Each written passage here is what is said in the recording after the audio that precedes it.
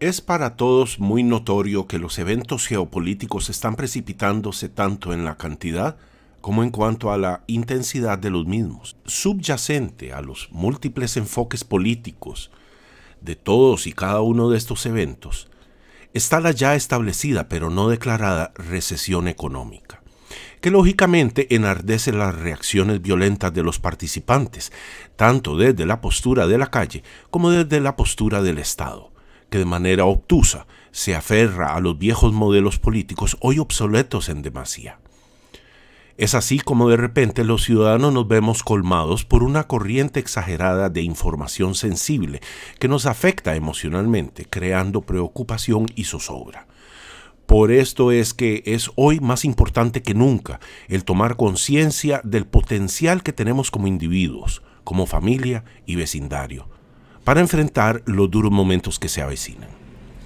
Una lectura simplista de la situación actual nos diría que todo está en crisis, porque Trump está loco, porque Trump destruye la economía al aplicar aranceles a China y varias cosas más por el estilo. Para verificar esto solo hace falta ver por 15 minutos las noticias financieras de la prensa de las mentiras. Una segunda mirada nos hará observar que si bien la bolsa subió el lunes 3 de diciembre hasta el cielo gracias a la tregua en la guerra comercial entre China y Estados Unidos, lo cierto es que la tasa de rendimiento de los bonos no deja de caer, lo que nos indica que el dinero se refugia tanto en acciones como en bonos.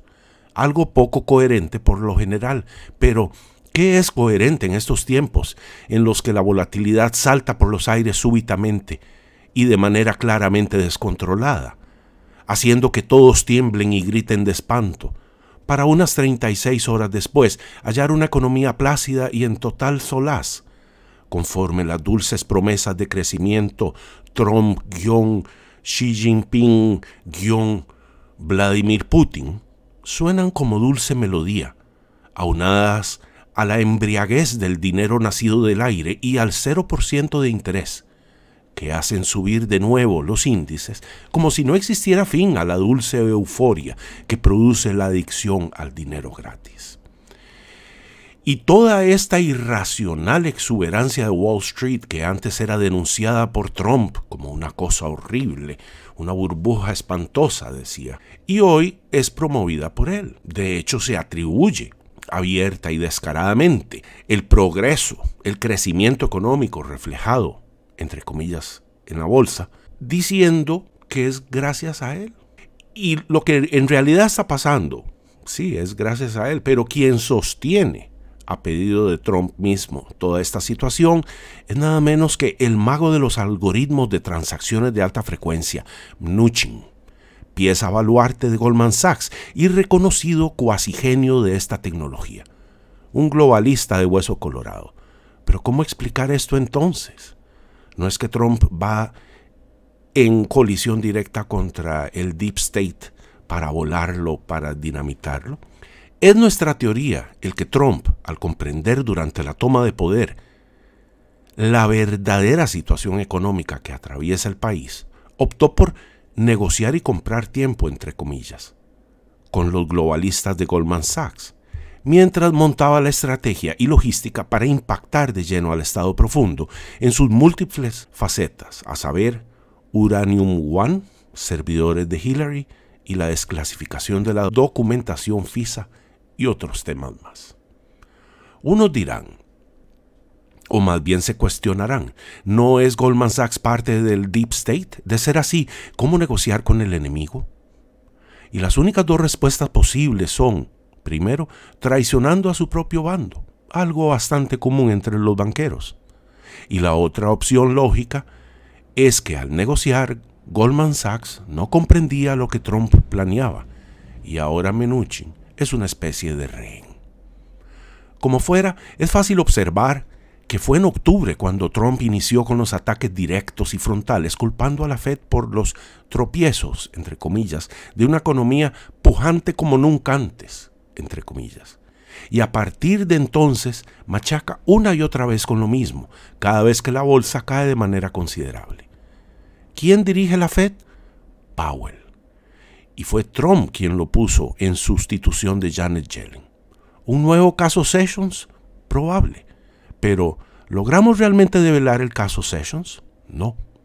Hasta que no veamos lo ejecutado por el juez Hoover, asignado por Sessions, ya que la introducción de Whitaker, irrevocable por 210 días, según directrices establecidas, lo ubica como el verdugo del Deep State en su fase servidores Clinton, dossier Steele, FISA y Uranium One.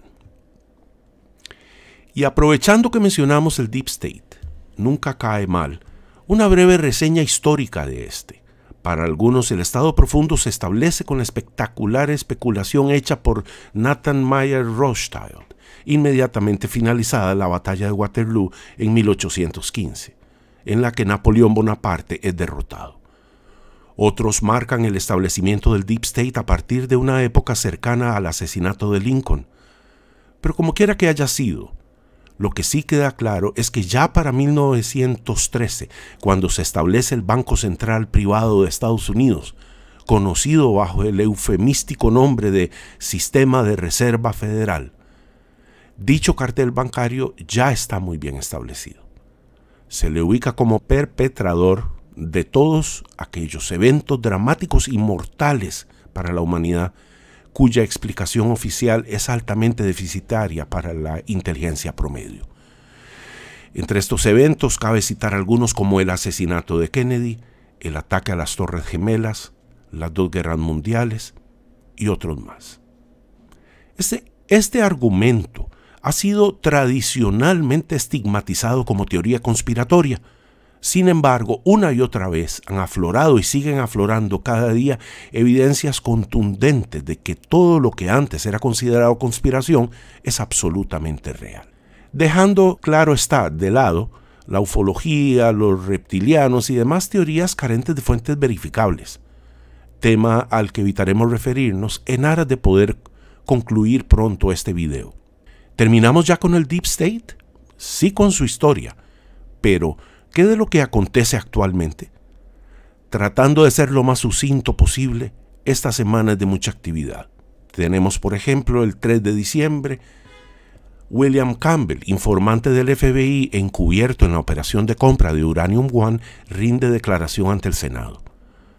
El mismo día, Jerome Corsi se presenta ante la corte, demandará a su vez a Mueller posteriormente.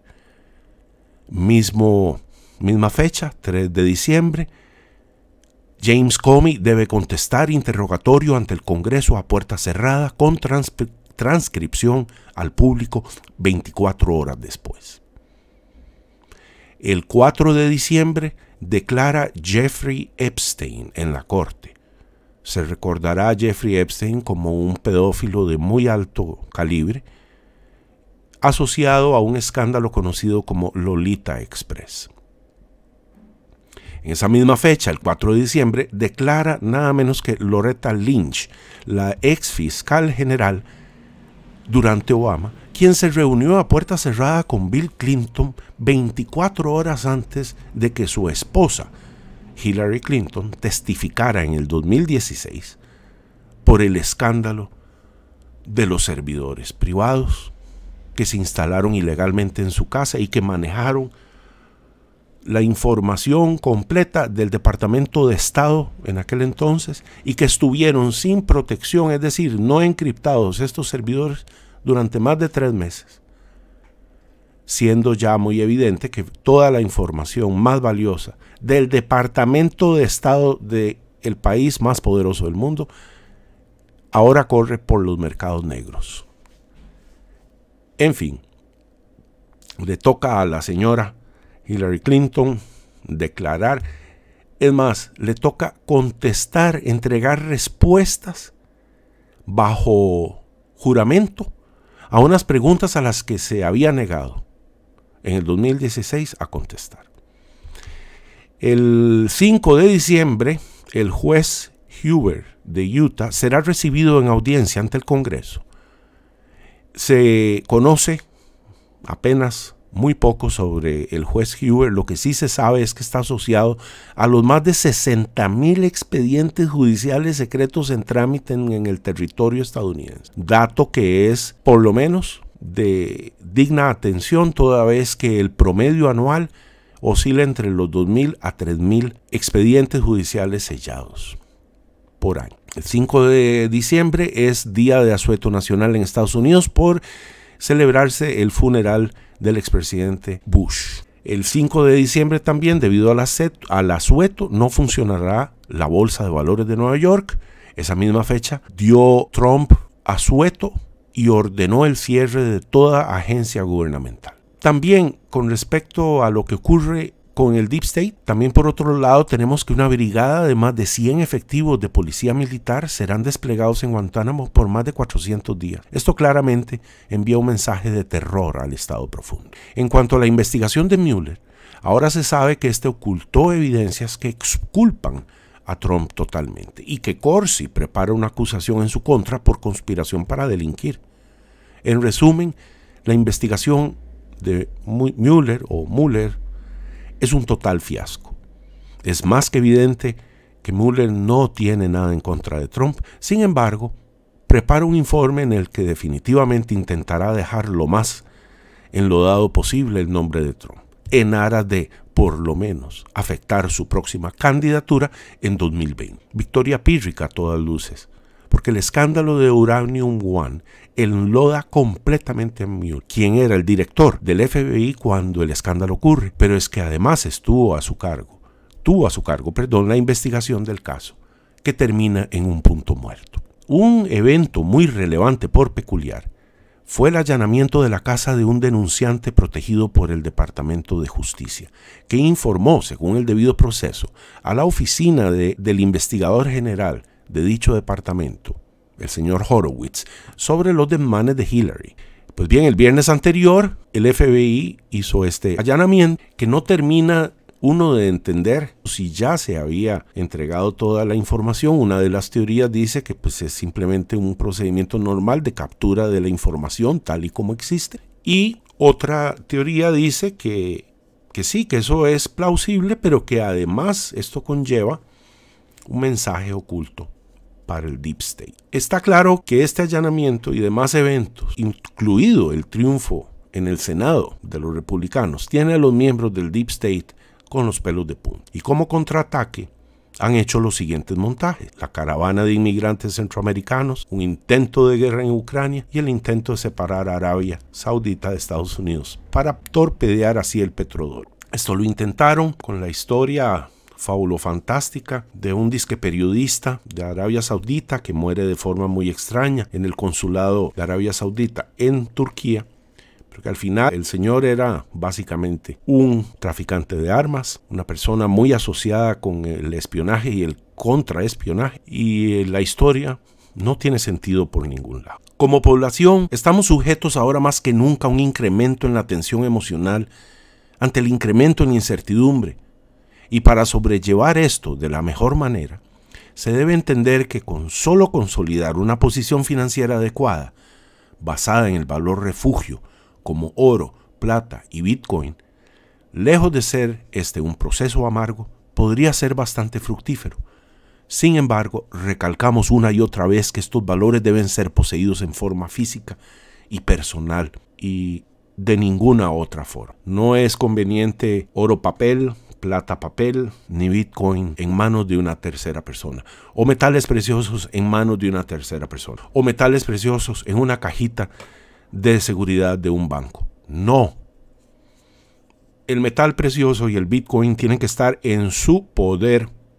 Y si no sabe cómo tenerlos en su poder, aquí está su amigo que con muchísimo gusto, a través de la página Martín Valores e Inmobiliaria en Facebook o de la página Tao y Economía en Twitter, puede entrar en contacto sin ningún compromiso para averiguar de qué forma podemos asesorarle. Y bueno, muchas gracias. Denle like, no dejen de estudiar, no dejen de avanzar. Que pasen un feliz día y nos vemos pronto. Chao.